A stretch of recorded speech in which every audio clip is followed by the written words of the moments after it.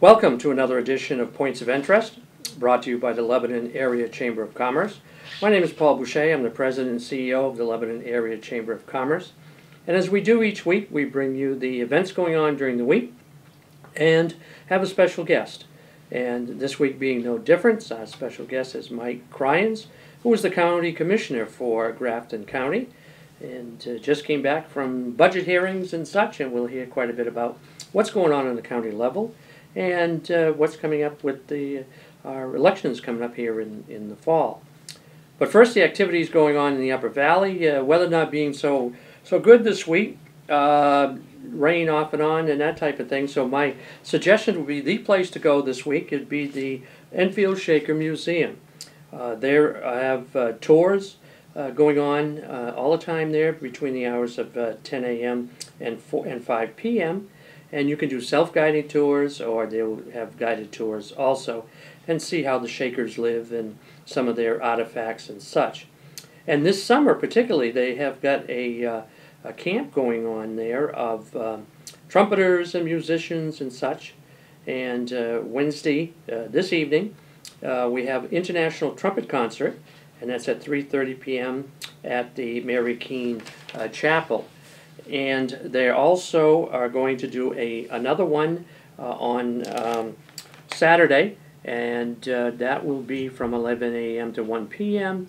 And they got a family program going on at the Enfield Shakers, and it's Experience the Life of a Shaker via the eyes of a child, and how a child grew up in the Shaker community and such.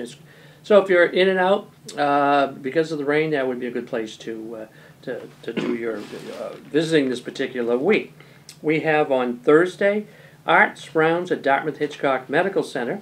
Right there as you come into the front door, there's a whole alley there, a hallway of paintings and such. Summer exhibits include the work of Andrea Dowdy, Stephen Gorman, Mavis Murray, Eric Schultz. And so you are able to up and down and look at some of the paintings that are there. And they rotate on a regular basis. It's very, very interesting. We have on Thursday also Steve Blunt. He performs in Lebanon and Hanover. It's a children's program. He'll be in Lebanon at 10:30 a.m. At the Lebanon Public Library right here on the green. And then he could be at the Howe Library from 2 to 3. And he has stories and songs for children of all ages. So you're invited to come to that with your youngsters on Thursday of this week. And then we have the concert in the parks are going to be starting here pretty quick. We have the Front Porch Series, which will begin on July 5th. And this year, it's the first one is Ron Noise's band. It's Blues and Rocks. And that is Thursday at 7:30 p.m. right here on the green in Lebanon. And that is, it follows the Farmers Market. The Farmers Market begins at 4 to 7 p.m. here on the green. And they have entertainment every week also.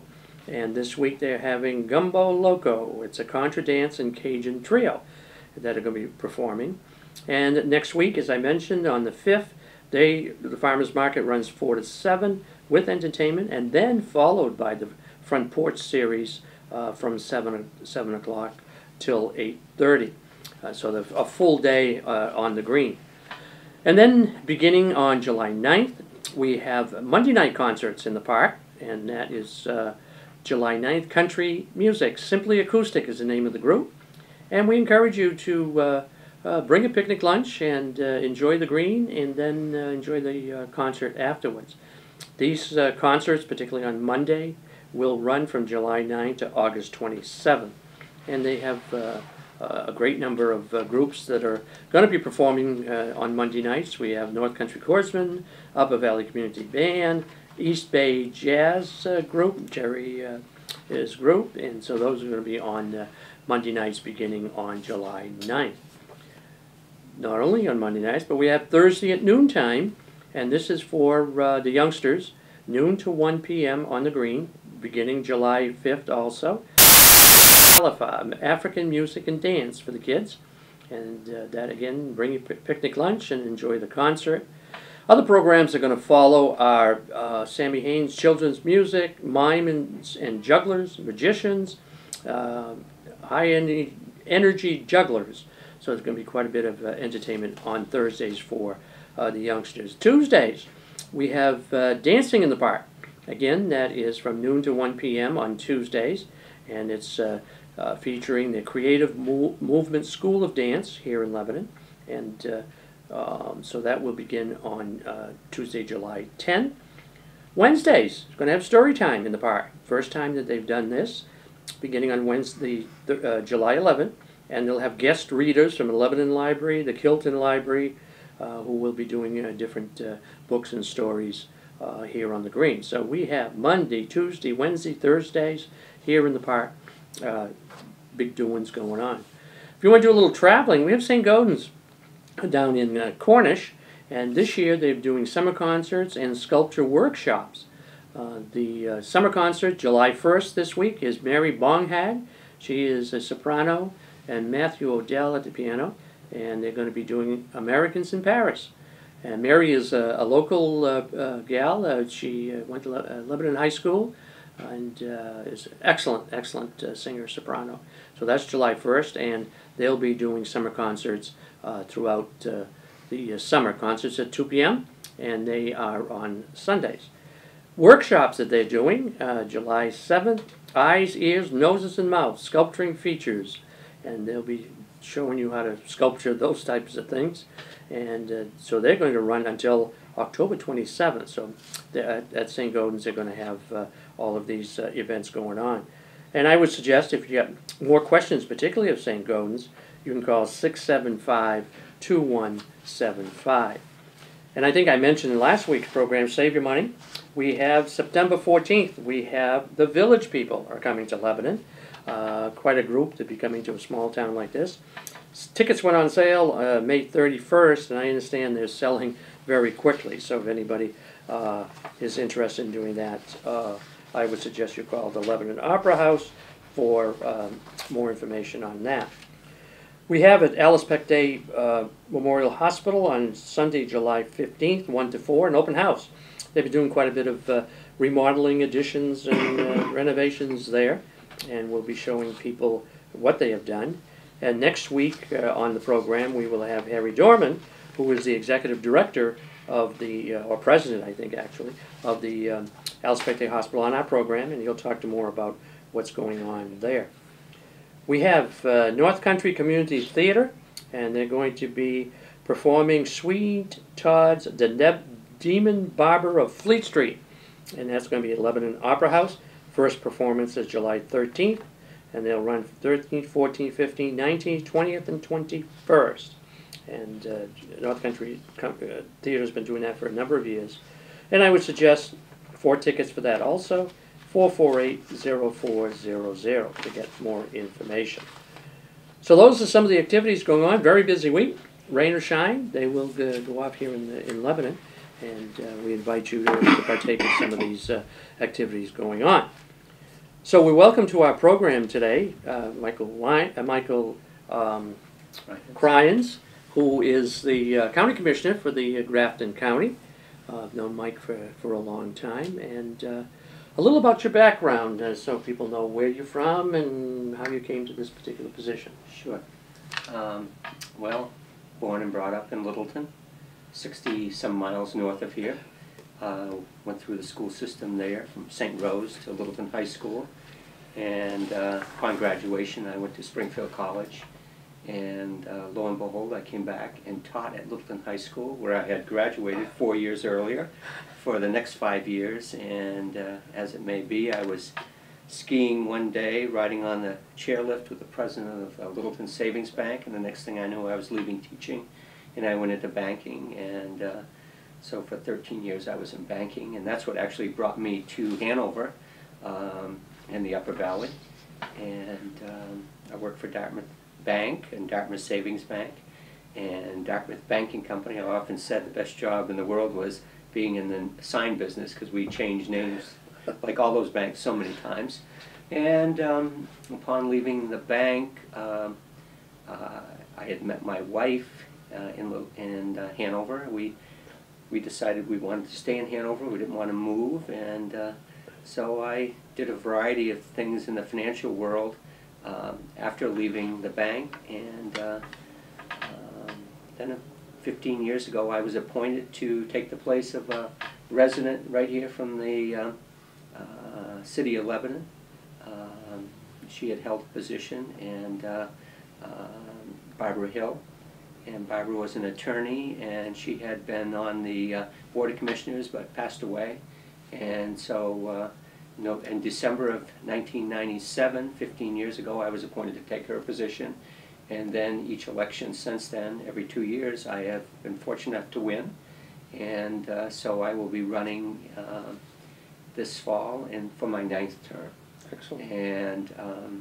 And after I sort of got a little more involved with county government, and I decided I wanted to get away from the financial world, I took on the position of Executive Director of Headrest, which is a local nonprofit that deals with substance abuse with an 8-bed, what we used to call an 8-bed detox, but the state is changing around how we do business, and so we will have 8 beds, what's called a transitional living program now, which is more long-term than just the short detox. We also have a number of counselors, and we have what I think Headrest is probably known for the most is having a 24-hour crisis hotline. And so we've run that now for 41 years, and I often say it's like a long relay race, because somebody's always there to take the last person's place and keep it going. And I think we're up around 350,000 hours of consecutive service. So one of the longer hotlines. And before I get away from that, we do, if you see a need, if you're in any kind of crisis, certainly feel free to call Headrest 448-4400. And there's always someone there to help you. And we answer 2 national suicide lines, 1-800-SUICIDE and 1-800-273-TALK, which are, as I said, both nationally recognized suicide lines, and we answer primarily for New Hampshire, but also we do quite a bit in Vermont and some in Maine. Oh. So that's one of our expertise, and we are in the process right now of being recertified by the American Association of Suicidology. So that's sort of a nutshell of what I've done. I have a soon-to-be sophomore at Hanover High School, and Connor is, like most kids that just got out of school, just starting to enjoy his summer vacation, and he reminds us that it is vacation. It is vacation time. And so he's enjoying that, and my wife Julie and Connor and I all live in Hanover. So we, but you know, I live in Hanover, work in Lebanon. So my county commissioner district, which is 1/3 of the population, is actually only 3 different sites. It is the city of Lebanon, the town of Hanover, and the town of Enfield. That's 1/3 of the county population of 90,000 people. We represent about 30,000. So, and every Saturday morning I go over to Enfield to run with a group of guys. So I feel like I try to cover my county, my portion of the county pretty well. But you also served on Governor Gallen's staff. No, did you? no, I was one of the. It's kind of interesting.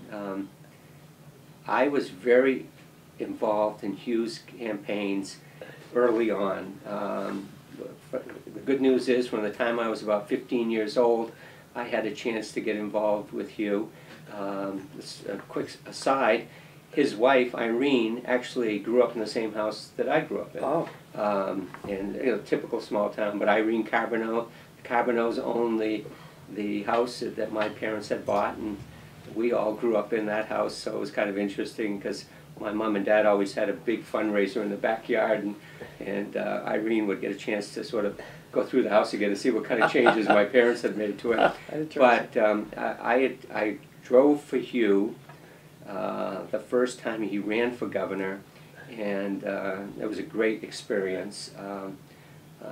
Spent a lot of time over in Gunkwit, Maine, where they had a home, so when we were in the southern part of the state, we always spent time over there and traveled around, and you know, he was a great mentor and a a wonderful person. I learned a lot, but in fact, Irene encouraged me not to go to Concord. Oh. She said, you know, it's not you. You stay in Littleton and do your thing, and I think it was good advice. And you know, I probably, with the exception of college, I've spent very little time outside of Grafton County, so I'm kind of a homebody. Yeah. The county commission. Everybody gets their tax bill twice a year, and we have a school tax, Right. we have a city tax, and we have this little tax that says county tax. What do we get for that little tax that we each pay in our property tax? Well, hopefully we get a lot. You know, we have, county government has certain functions that they have to perform. And you are right, Paul.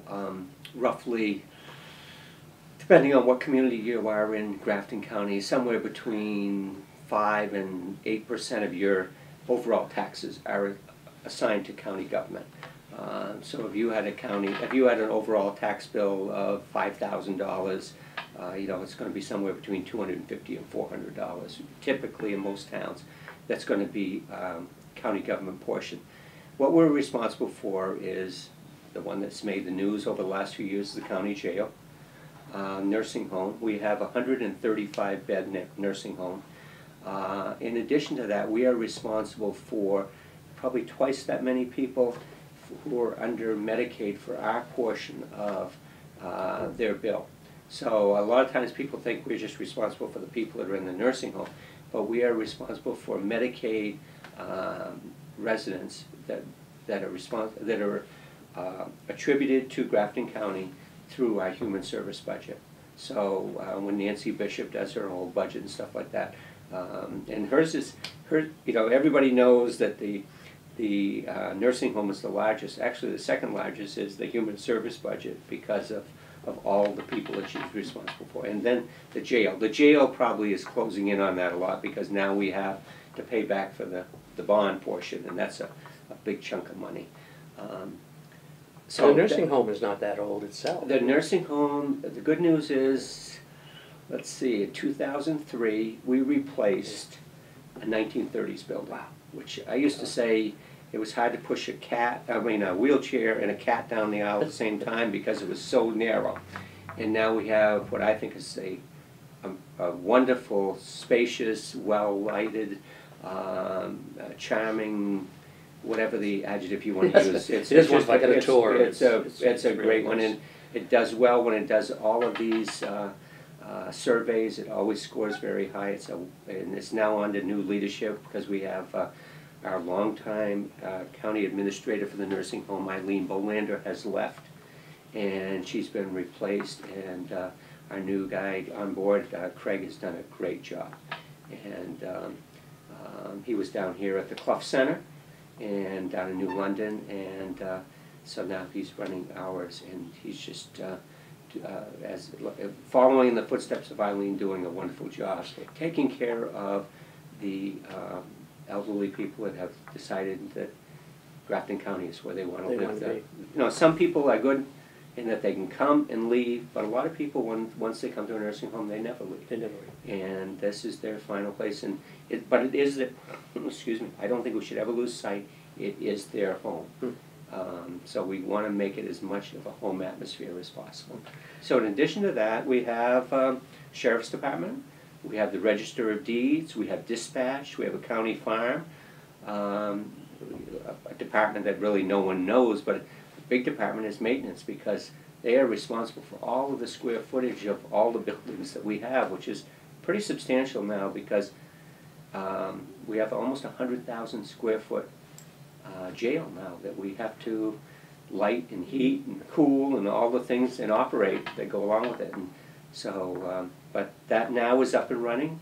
This past week we moved all the inmates from the old jail, which was a good portion, it was built in 1896, to the brand new jail. And a good friend of yours, Ray Burton, is heading up a study to figure out what we will do with the old jail. Personally, I hope we tear it down. I think to put more and more money into that would be foolhardy. But that's going to be a decision that will have to be made at some point. But you know, the argument sometimes, somebody said, well, in Concord they did it and they put it in a restaurant. Well, you got 30,000 people. Yeah. You know, I often say I go up to visit my mother in Littleton, and I Yeah. drive back in the evening to Hanover, and I'll see a handful of cars. Not enough that you're going to support a good Support size a, restaurant. yeah. So, Most of the prisoners incarcerated there are short-termers, right? When they're Mhm. on the county system? right. Normally what, you got less than a year, is that usually? Typically, the max would be a year, but they can structure it so they can stay longer. Some cases, we've had some that they've figured that it's better to send them there than to send them to the state prison. I see. You know, obviously, we've tried to structure some programs. One that has got a lot of popularity in the newspapers, especially recently, is the drug court, allowing people to stay out of jail, get a job, stay clean and sober, do all the things they're mandated to do. But if they can do all that, it comes off their record. But a lot of cases, if they don't do those things, they go to state prison. And a lot of state prison terms are 4 to 7 years. And that's a long time. It is too. And you know, we're trying to do more and more. One of the things we've done in the county jail is a GED program. Oh. Because we've had probably close to 100 people that have graduated with their GED. And that's, as we all know, if you don't have that education, you know, you're going to be stymied when it goes. And the good news is we've had some that have got their GEDs that are actually now taking college courses. Excellent. So that's Oh, kind of a wonderful. nice feeling, you know, Excellent. that they're going on. And once they got out, they're working and they're saying, do I want to do this same job forever? Maybe I could try doing such and such. And Oh, that's so wonderful. that's Yeah, good news. excellent. Now, you were 3 commissioners, right, Yeah. in Grafton County? Mhm. Do you represent a particular territory? Is that how it's broken down? We are elected by a territory. Okay. As I said, I have these 3 towns down here. There are 38 towns in one city in Grafton County. Okay. I think Ray has roughly, these are just rough numbers, 19 towns. And Omer Ahern, who's the 3rd commissioner, who's over in Plymouth area, I think he has 16 or 17 towns. So if it's 19 and 17, I have 2 towns in the city, so that's probably how it's broken down. How did you get the... Now, but once you're there, there are times where your local interest prevails, but most of the time it's for the best of The best of the county. yeah. We hear a lot of talk about redistricting and that type of thing Mhm. in the state with almost every seat in the House, Senate, Governor's Council, everything else. You were not affected by any of No, that? no. Ray's district and Omer's district swapped 2 towns to level it out a little. It just happened that mine was pretty close to what's perfect, you know, and to move one of them out, it would have had to been tremendous change to the whole thing because, you know, Lebanon and Hanover are the lion's share of my population. So if you ever try to move either one of those, that would make a big difference. But even moving Enfield, you'd have to add several communities to offset it, and it would just. So I think what they have now is just about perfect. And basically, you're like a board of directors to the county. You meet on a regular basis. I know you met to approve the budget recently. Right. And Well, like you and I served on the Alice Peck Day board, which, you know, a group of people sat around the table and figured out things. This is where on the board, I think we probably were more on the 20-something people. Yeah. This one is 3, so in most cases you have to get 2 votes. At times, like in waiving a vote or a bidding process, you have to have a unanimous vote. But most of the time, if you can get 2 votes, you can win. But we are, that is precise. There's certain things they cannot, like they cannot fire, a manager cannot fire somebody, so they have to ultimately have our approval and stuff like that. A lot of the oversight over the finance. But we also have oversight over us in that the way it's structured, the legislature in this case happens to be 26 legislators in Grafton County. Highly unusual situation. 13 Democrats and 13 Republicans, split right down the middle. You know, in a lot of cases, because the Republicans in this past election were very successful, they had majorities in a lot of the counties, but in ours we're split right down the middle, and so it makes for an interesting process. But you know, we were talking about the budget today. We are going to start on July 1st operating under a budget for fiscal year 13 by a vote of 21 to 3. Wow. 3 of the legislators voted against it, 2 were absent, and 21 voted in favor of it. So 21 to 3, so I thought it was a pretty good mandate. It was a slight change from the commissioner's budget. Inside the commissioner's budget, they took out in their budget 2 positions, one in the sheriff/dispatch and a finance director. I personally would have loved to have seen a finance director in there because we are now up around $38 million budget, and I think it would have been sensible to have one. But in this case, with all of the changes, they felt it wasn't in the cards this time. So you have to respect the process. But those 2 items were over half of all of the cut. Then they made some social service funding cuts, and a few things here in line items within the budget. But I think all in all, considering where we were and where they ended up, it was minor, the changes that were made. How many employees, roughly? Roughly 400. 400. Yeah, most of them, the lion's share are in the nursing home. It's sort of like running a restaurant. You never realize how many people it takes. I was talking to somebody the other day, and they had this little restaurant. I said, "How many people do you employ?" 40. I said, "In that little building?" Yeah. And I think that sometimes nursing home care is expensive, as we all know, but it also is very intensive. You need LNAs to do a lot of the work that they do. You need housekeepers. You need nurses, and all of the people. Just a day-to-day. A lot of times people say, "Well, there's a lot of backroom stuff." Just operating a butt. Just operating it.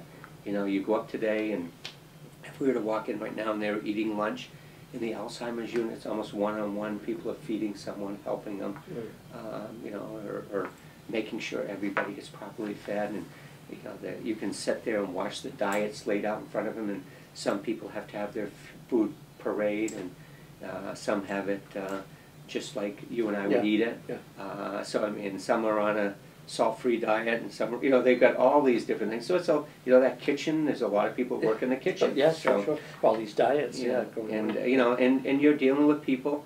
We have had out of the 135 residents, at one point we had 6 people over 100 years old. Wow. Including a lady that made it to 111. Wow. And it was pretty exciting. You were treating her very well. She was interested, an interesting person in that she had actually been living in a small community, I believe in Nova Scotia, when they brought back the survivors of the Titanic. She was 20 years old. Wow. And I remember telling a young reporter at the Valley News, I was hoping they would do an interview, because I said, for people my age, the Titanic is really history. Yeah. And I said, with the movie and the song, for a lot of you, that's what it is. The Titanic is a great movie with a wonderful song or two. Yeah. And but I said, for her to live it, but to think 111 years old, what she saw from, we've all heard that eulogy where they talk about the dash in between. Oh yes, she lived her dash. You're born and died. What she had seen in her lifetime was phenomenal. So, but that's the nursing home. I find that always fascinating to roam through, because it's when they get to the point where they're living there. In our case, so many are in their 80s and 90s, and yet the range of how sharp some are, unfortunately, as we talked a few minutes ago, the Alzheimer area, is tough. But boy, some of them are sharp and got great memories, and they're not. Some are not too afraid to give you a little advice. Advice at the same time. Now, this is an election year. It is. And you are running for re-election. I am. You are. Yeah. Primary is in September. September is the primary, and no competition in the primary. And then I think this primary will be September 11th, because Labor Day is the 3rd. And September 11th. Yeah. And then in November, I will have competition. I have someone's filed a run against me, Bill Sharp, who is a former Register of Deeds. So I will be running against him and doing my best to see if I can come back for another term. For another term, which will make how many years? It will be the start of my 9th term, so it'll be the start of my 16th year. 16th year. Yeah. You run. It's a 2 year. Yeah, in the first term I only served 1 year because Barbara passed away at the end of the first term. First year in her term. Yeah. Well, we wish you luck in upcoming elections. Well, and thanks. We thank you for being with us today and enlightening us about that little part of the bill we get on our property tax, Yeah. and where does that go? And I think you really helped us today to see that. So. Well, I appreciate the opportunity because I think it is important, you know, especially in this part of the county, a lot of times people don't realize what county government does. I would encourage anyone that would like to drive up around. If they're going sometime, hey, I got nothing to do on a Sunday, take a ride up Route 10, see the county. And we have 800 acres of land and a lot of buildings up there, and just cruise around. Unfortunately, you've missed the opportunity to tour the jail because the jail now is now full. But take advantage.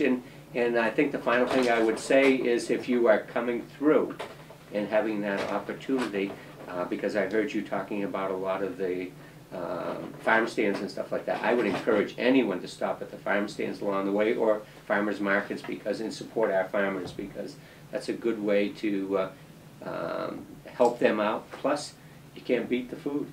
And it's a beautiful ride, but go through Haverhill to Bath and all those, overlooking the valley. It's a very nice ride. Yeah, Grafton County is a wonderful It's county. beautiful. Yeah. Well, we thank you again, Thank you, Michael, Paul, for being with us, and that is another program of Points of Interest. And we'll be back next week with another program. Until then.